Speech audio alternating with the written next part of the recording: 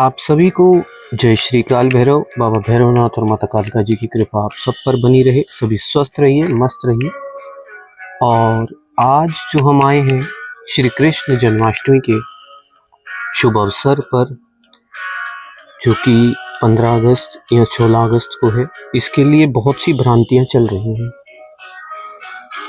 मैंने पहले भी वीडियो बनाई है और हर बार बनाता रहा हूँ, ताकि जितना हो सके आपके लिए सुगम और अच्छे तरीके से बताया जा सके। तो इसी विषय को आगे लेकर के चलते हैं कि जन्माष्टमी 15 को है या 16 को है।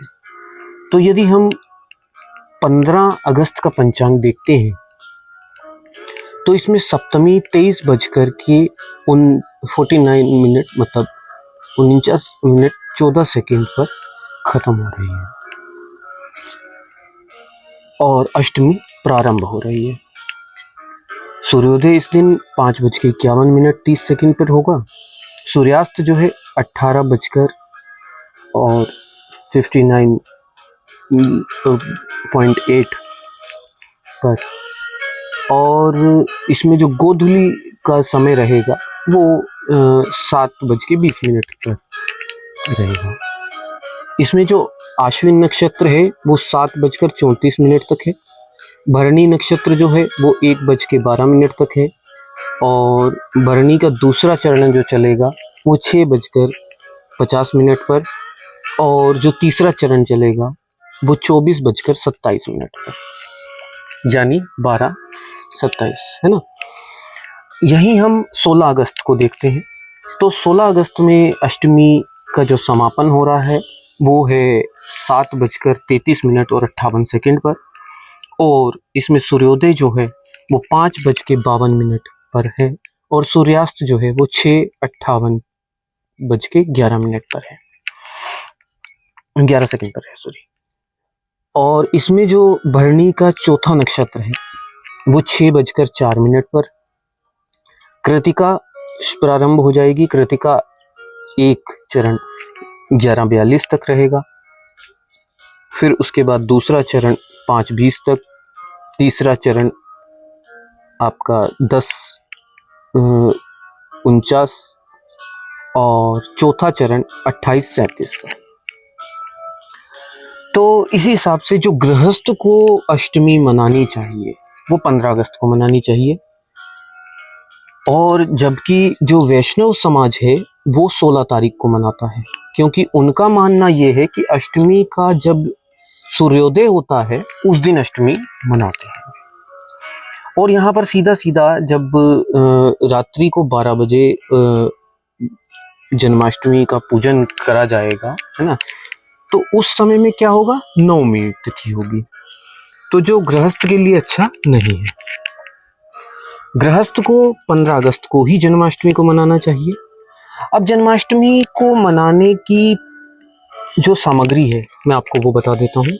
इसमें आपको चौकी चाहिए होगी, पीला कपड़ा चाहिए होगा, दीपक और घी बाती, और कुछ घी, शहद, दूध, गंगा जल, दही, तुलसी के पात्र और माखन मिश्री, चंदन, फल, माला, चावल, मिठाई, इत्र, ये पूजन के लिए चाहिए होगा। पूजन को आप प्रातः 5:51 के बाद से प्रारंभ कर सकते हैं, कभी भी, है ना। और इसमें क्या होगा कि आप मानसिक रूप से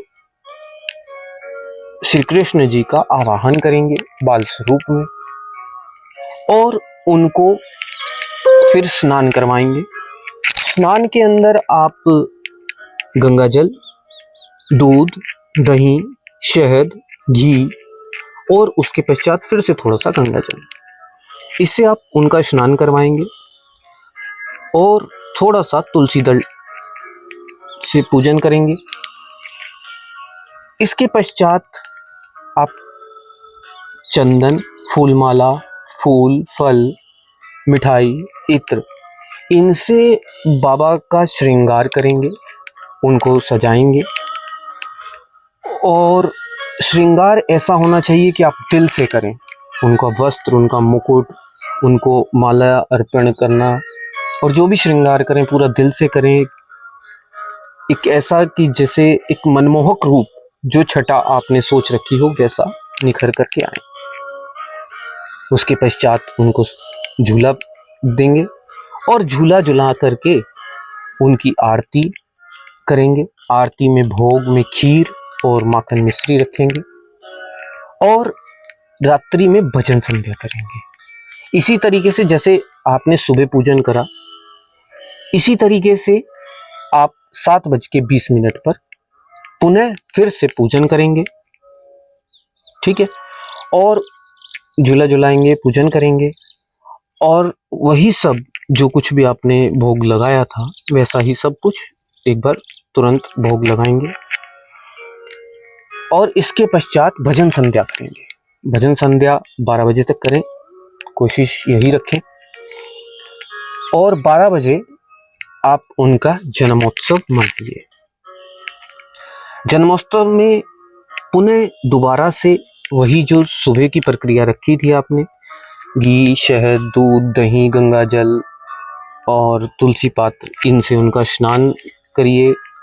फिर माखन मिश्री का भोग लगाइए, चंदन अर्पण कीजिए, फूलमाला करिए, मिष्ठान चढ़ाइए, इत्र लगाइए और एक मनमोहक रूप में सजा करके उनको पुनः फिर से स्थापित कीजिए झूले के ऊपर। और उसके पश्चात उनका आरती कीजिए, भजन कीर्तन कीजिए और उसके पश्चात क्षमा याचना कीजिए, क्योंकि पूजन में बहुत से अनिष्ट भी हो जाता है, कई बार गलत भी हो जाता है। तो उसके लिए क्योंकि हम वो जब भी पूजन करते हैं तो हम यही कहते हैं अंत में कि कुछ भी हम जानते नहीं, आप स्वीकार कीजिए, है ना। तो उसी मंत्र से आप माफ़ी मांगेंगे, क्षमा मांगेंगे और इसी तरीके से जन्माष्टमी को मनाइए। और फिर से हाथ जोड़ करके आप सभी से विनती है कि 15 अगस्त को ही राखी मनाएं गृहस्थ। चलिए, सभी को जय श्री काल भैरव और जन्माष्टमी की हार्दिक शुभकामनाएं। जय श्री काल भैरव।